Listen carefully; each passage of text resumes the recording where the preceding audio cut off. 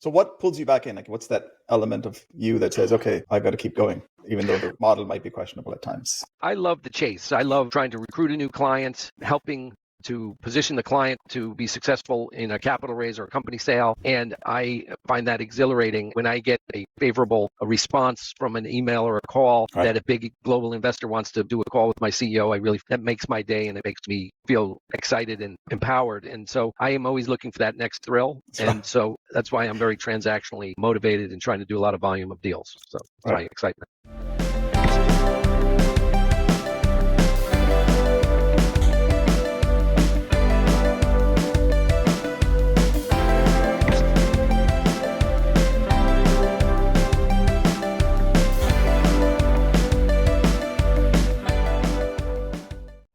Hello, my friend. Welcome to Bold Conscious Connections. So this channel is dedicated to exploring the journeys of visionary leaders, entrepreneurs who really dare to follow their dreams, their passions, and create really impactful businesses. So if you're looking to become an entrepreneur or otherwise seeking inspiration to elevate your career, well, you're in the right place, my friend. So on this channel, what I do is we delve into strategies, mindsets, stories behind the success of those that have done this before, like I have.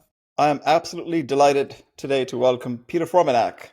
Peter is the founder and managing director of Young America Capital, a mid-sized investment bank, lately highly ranked on many tables. Welcome to the show, Peter. Thank you. Great to be here. Okay. So I always ask this question of my guests, Peter. Your accolades and all the wonderful 30 plus years experience of yours will be in the show notes, and we'll talk about some of that, and you will certainly talk about it. But I'd like to say, who is Peter? Peter is a hardworking entrepreneur who loves what he does and came from a modest background, middle-class upbringing, highly educated, love to learn new things. I love to be part of a team, and I've been growing teams throughout my whole adult life, so I really enjoy team building and collaborating with other people. Well, I've seen it for 7 years, and I've seen the growth that happened, Peter. Anyway, so looking back at your career, and by the way, stories is what we want to hear about, because people in my audience are typically, midlife people climbing the corporate ladder, unfulfilled, unsatisfied, and they're looking for something that they're itching to do with their lives. So that's kind of the audience. So if you have stories that you share, that would be inspiring to them. So like looking back at your career, was there a moment where you realized you were no longer the same person you started out on this journey? Yeah, I came to an inflection point in my career. I was working as a CFO of a private equity fund in Greenwich, Connecticut, and it was a wonderful place to work. And I loved the people that I worked with. But I realized that if I wasn't working for myself or building a team with others that I was an integral part of, then I was really just an employee. So I decided to take an entrepreneurial leap and launched my own broker-dealer, an investment bank. That was 15 years ago, and that was a critical inflection point in my career, because all prior roles that I played were either working for somebody else or as a junior partner in a firm that I didn't have total managerial control over. So that was exciting for me, and it was a great leap, because for the first 7 years, it was very hard sledding. But recently, it's been easier and easier and more enjoyable, because we had more accomplishments and cumulative deals closed and added better, highly valuable teammates to our platform. So that was my inflection point. So is there, like, in that inflection point, was it like a decision when you say, I'm going to take the leap? What is it that, do you remember the moment what I'm going to do this, and what caused that? Just, okay, I'm going to take that courage. Yeah. So I, as a CFO, you're responsible for many different aspects of a firm's operations. Mm-hmm. But one of the things that I was responsible for contributing to and assisting with was raising the next private equity fund. So we were raising Fund 2 and then a Fund 3. With Fund 3, I got integrally involved in soliciting limited partners on behalf of the firm. And I was fortunate to bring in several very large global limited partners. And it made me realize that if I was doing this on my own, I would be getting paid millions of dollars instead of hundreds of thousands of dollars. So it was an economic motivation to try to take the leap and capitalize upon that increased earning potential. And it's worked out really well. So let's talk about those 7 years where you said it was a struggle to get going, and what were some of those things you can highlight? Sure. So as a brand new broker-dealer and investment bank, we had no track record. We had no referenceable clients. We had no past deals to point to. And we had only a few people on the broker-dealer. So we really were struggling to convince clients that we're the right firm to work with. And we were successful in persuading a number of hedge funds and private equity funds and venture funds to trust us to help them with their capital raise. And that worked out reasonably well. And with respect to the investment banking side of our business, because we do both capital raises for fund managers as well as raising money for Companies. small to medium-sized companies, we were getting a little bit of traction there. But it took really 7 years of building the track record before we were able to successfully compete for the good mandates that we really wanted to represent clients on.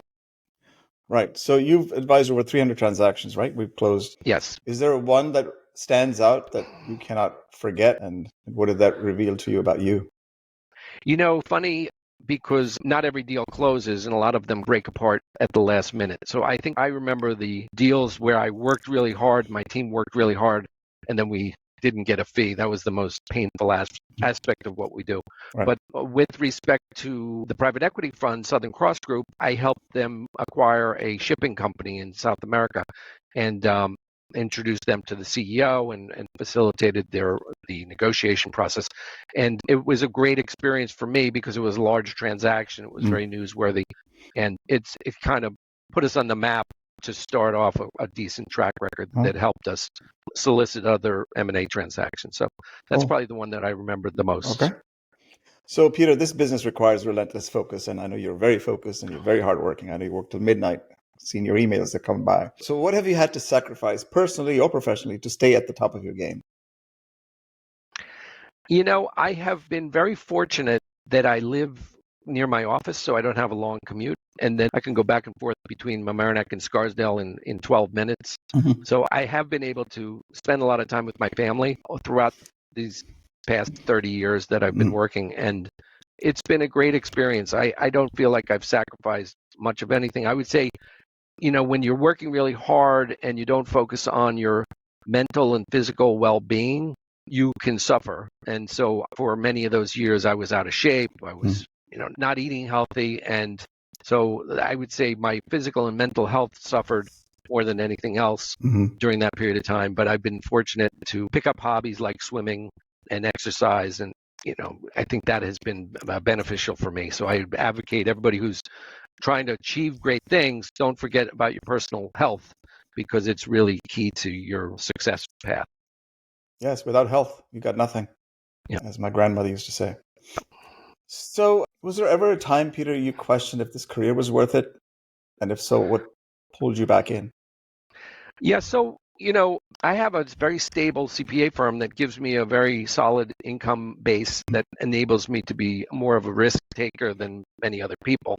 And so being an investment banker, there's a lot of years where you make a lot of money and some years where you don't make any money. Exactly. So in those years when we're just breaking even or losing money, it makes you question the viability of the business model. If I were an asset manager and I was growing assets under management, I would be getting fees even in bad years. But in bad years in investment banking, you don't make fees, you pay bills. So those are the times when I usually question the viability of the industry. But it's been pretty lucrative, and so I'm continuing to persuade myself and others to focus on it and grow the business. So what pulls you back in? Like, what's that element of you that says, okay, I've got to keep going, even though the model might be questionable at times? I love the chase. I love trying to recruit a new client, helping to position the client to be successful in a capital raise or a company sale. And I find that exhilarating when I get a favorable response from an email or a call that a big global investor wants to do a call with my CEO. That makes my day and it makes me feel excited and empowered. And so I am always looking for that next thrill. And so that's why I'm very transactionally motivated and trying to do a lot of volume of deals. So that's my excitement. Okay, so what's a belief about success or money, and I'm separating those two, that you've held for years and only to realize later on that was wrong? Well, money doesn't come when you expect it to come.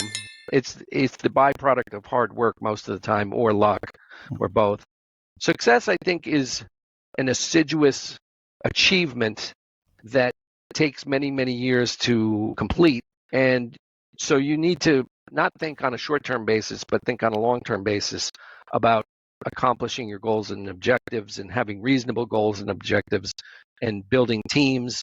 I've never wanted to do it all by myself. I wanted to always have a team. So I would say that having a vision, a long-term vision, really helps being successful, because I'm always looking to build a new operation, a new division, a new idea within my firm. We employ a lot of technology to extract a lot of data from data sources and utilize the data in interesting ways that other people are not thinking of utilizing data. But all of that are little baby steps towards being successful, because you need to employ best practices and unique strategies in order to be as good or better than your competition. That's what we try to do. That's awesome. That's great. So behind every high-level executive out there, there's a support system, right? Who or what has kept you from burning out? Well, my wife has been a phenomenal support. My kids are a phenomenal support. So I have a very good family. My mom's still alive at 94. She's been very supportive. And then my team has been very supportive. We have about 6 people here in our main office that do different administration and managerial tasks. And we have good vendors that support us as well. So layering in the proper amount of support at the appropriate times is really crucial to building a house of bricks, not a house of straw. Awesome. Great analogy, Peter. So what's a challenge you still wrestle with today? Something that no amount of experience has made it easier? Well, a lot of things are beyond our control. And for example, the economy is very volatile right now, and the government is creating uncertainty, and that slows down the wheels of commerce. And when venture funds or private equity funds don't feel confident that they need to compete to do their next deal, they kind of sit on their hands and they tread water and watch what's going on. And periods like now are a little bit scary for me, because when transaction volume slows down, we don't get as much revenue and we feel less confident about the future. So those times are the most crucial times to think long term and not let the short term adversely affect your decision making process. So at this stage in your career, then, is it about building, maintaining, letting go? What's still driving you forward? I would call it creative reinvention of myself and my firm. Every year we have to employ new ideas and new technologies and new best practices. We can't just keep doing what we've been doing in the past. And so, we are always trying to think of what is the next strategy that's going to be unique and differentiated, so that we will persuade clients to sign engagement agreements with us and persuade investors to invest in those clients or acquire those clients. So we're constantly employing new technologies and trying new things. Not all of them work, but weeding out the things that don't work and doubling down on the things that do work has really been a key to our success. And it's a lot of data-driven decision making, because we do a lot of statistical sampling, and then we evaluate what's been working the best, and we put more resource into those types of business expansion strategies. So we're eager to continue to do that. Okay, I know you're a highly regulated business, Peter, so we're going to stay away from some of those questions. But what do you see as a trend that's so prominent to you that maybe others don't see, that's happening, whether on the investor side, a market dynamic, sentiment, or sectors that will grow or not grow? Well, up until recently, there has been a very strong shift towards globalization. And people outside the United States wanted to do deals in the United States. People in the United States were willing to evaluate investments outside the U.S. The recent changes in the government have made it a little less globalized in the thought process of investors. So that, to me, could be an opportunity, could also be a risk, because if people are not as willing to invest globally, they're going to stick to their own geography, which can shrink the size of the transaction pool that we play in. Anything else? Any sectors that you can comment on? Or we love pursuing new sectors. We were very big into synthetic biology. About 3 years ago, we picked up a synthetic biology contract manufacturer. who educated us a lot about the next generation of food production. 50 years from now, we're not all going to be eating cows and chickens and and pigs. We're going to be eating synthetically engineered food products that are going to go through a fermentation process and grown in a lab or in a factory. So that's an example of a new technology that hasn't really gotten a groundswell, but as the population continues to grow in the world and our food resources are getting constrained and pollution is adversely affecting many countries, we're going to have to shift the way that we produce the food we eat and probably the energy we consume. So there's a lot of renewable energy initiatives that we're focused on. We also are very big on geographic expansion. We're in the Caribbean and Central America when nobody else is really focusing on that. We've had a lot of fun and a lot of beautiful opportunities to raise capital for and or do M&A transactions with some of the bigger companies in the Caribbean region that nobody else is really trying to provide services to. So we're always looking for new ways to expand our business in areas that are less competitive than a New York Metro investment bank environment. Awesome. So before we transition to rapid fire, you will love this. Is there something you want to say about Young America and move on to? Well, we're always looking for talented industry veterans to join us. So I would say I would love to. We're very competitively priced, and we're a great platform to work on. We have a weekly Friday 1:30 p.m. East Coast time team call that gets between 20 and 40 people on it. And we have guest speakers every week. So for clients that were thinking of utilizing our services, that's a great environment for you to evangelize within our firm. For people that want to collaborate with us on our platform, it's a great way for you to pop in and see who we are, what we do, and how we operate. And so I think those are two things I wanted to convey to the audience, and then just be, we're excited to continue to grow and achieve better and better results for our clients every year as we get more sophisticated in our process. Well, full disclosure, I'm licensed and I'm associated with Young America Capital in that sense. So I don't want people to feel like I'm not aware of this as well. So, and to the extent people are, and Young America does seed capital raises all the way to Series B. Is that correct? Yeah. Okay. We do later stage as well, but that's really where our main transaction volume is. Right. Yeah. Because a lot of founders and CEOs are probably listening to this and saying, hey, can you help me raise capital? So who knows? Yeah, we like to say we do what nobody else really wants to do, which is raise capital for early stage companies. That's right. And we're good at it. Okay. All right. So you ready for rapid fire? I'm ready. Okay. First question, the hardest lesson you've ever learned, Peter?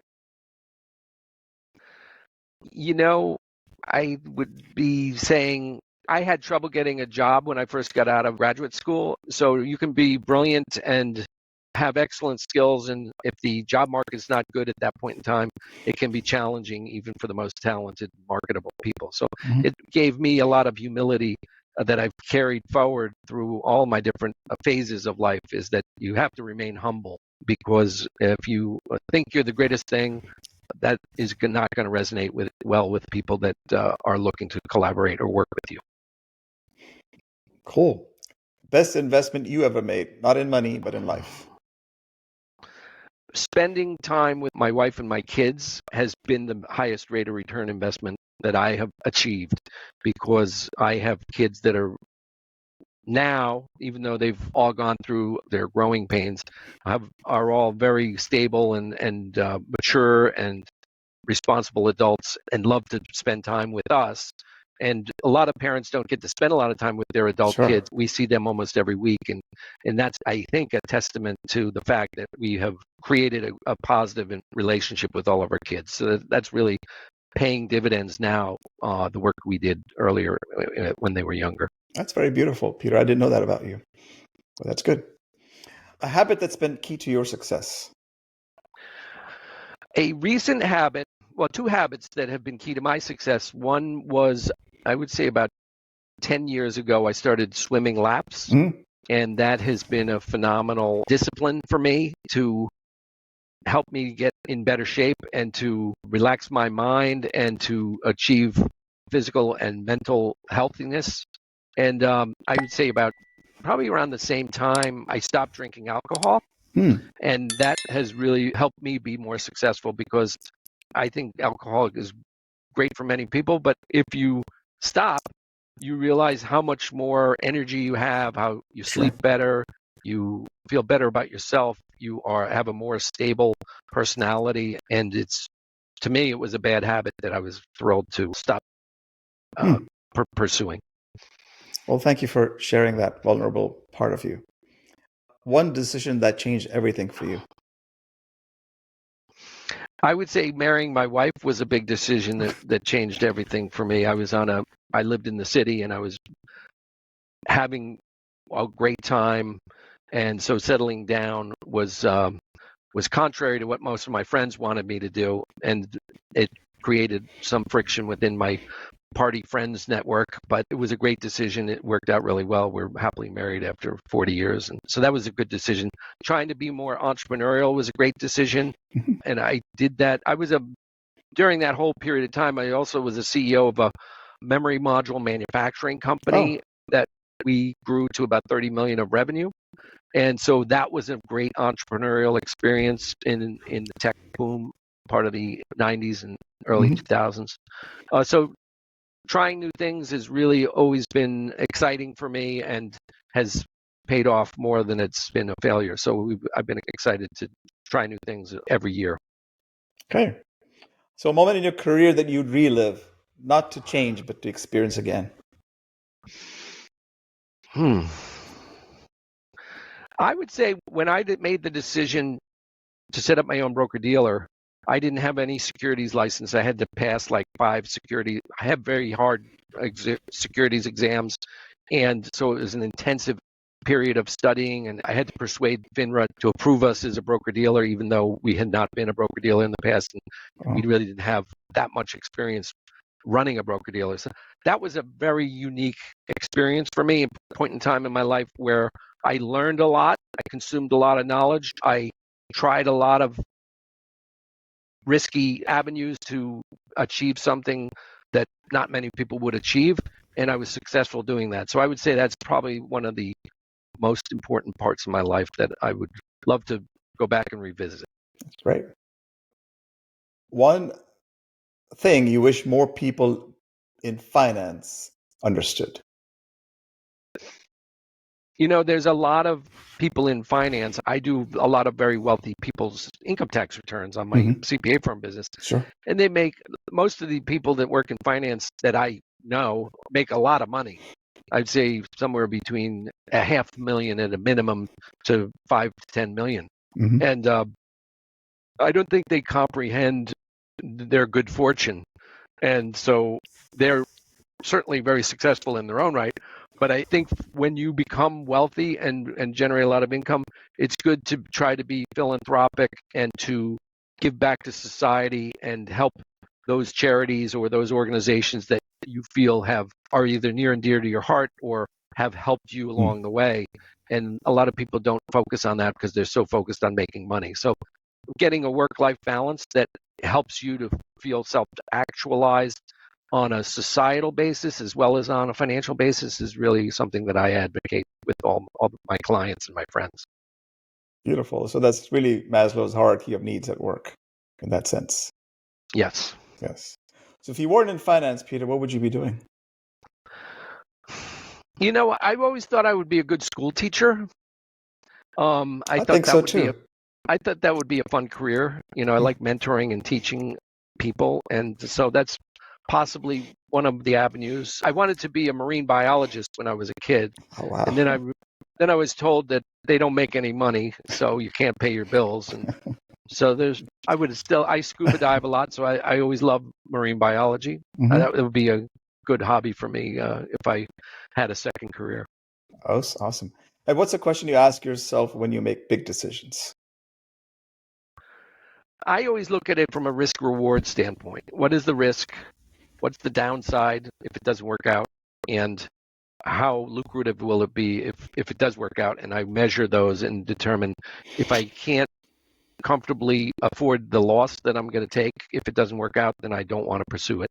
But most of the time, there's a way to risk mitigate and find ways to structure a potential opportunity that is you're able to fund or take the risk on without taking a total loss. So I always evaluate it from a financial standpoint. Great. Is there one word that describes, in your mind, a great deal maker? I would say quick thinking is really a key. People need to be very astute and erudite and convincing and exude confidence with their peers and their clients and their investors so that everybody feels good about the transaction moving forward. So I would view that as a key aspect of being a good deal maker. A lot of investment bankers don't know a lot about accounting. So I'm a big advocate that you really should be intimately knowledgeable on accounting and financial reporting, because if you don't, you're kind of a pretend investment banker. I agree with you. That's why I'm a CPA. That's like you. Okay, so one thing I always ask, another question. So if who would be your ideal dinner guest, dead or alive, that you would love to spend time with? Benjamin Franklin. Oh, tell me more about that. Well, he was a visionary, a thought leader, and very well respected. He was involved in international politics. Yes. He had a very diverse career and created a lot of things and invented things. And I think he's probably one of my favorite people that I would love to have met or spent time with. That's off the top of my head. Okay. And lastly, if your life was a book, what would you call it? I would call it The Long and Happy Road. Great. All right, Peter, thank you for being here. I mean, I'm just, getting to see new sides of you. Appreciate you coming on the podcast. Are there things that you discovered in this call in the last half an hour? I think that, I've always had a lot of respect for your intellectual prowess, and it shows in your style as a podcaster how thoughtful and communicative you are, and that's been a great experience for me. So thank you for that. Oh, no, I was just thinking more about you. Like, what was there some other discoveries you made about you? Appreciate you saying that, though. I like to tell my story. I'm going to try to do it more often. So that's the one thing. I've got a lot to say, and I think this medium really brings out some of the messages that I want to convey more efficiently than putting it down on a piece of paper. Mm-hmm. So I'm excited to pursue this. Maybe it is the beginning of a memoir that you're going to write. Could be. Yeah. Yeah. Peter, thank you for being here, and really appreciate and enjoy working with you. Thank you so much for having me.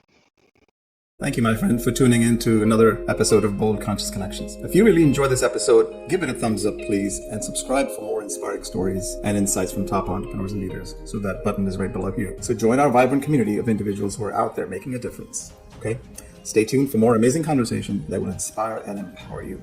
And until next time, remember, live boldly and consciously, my friend.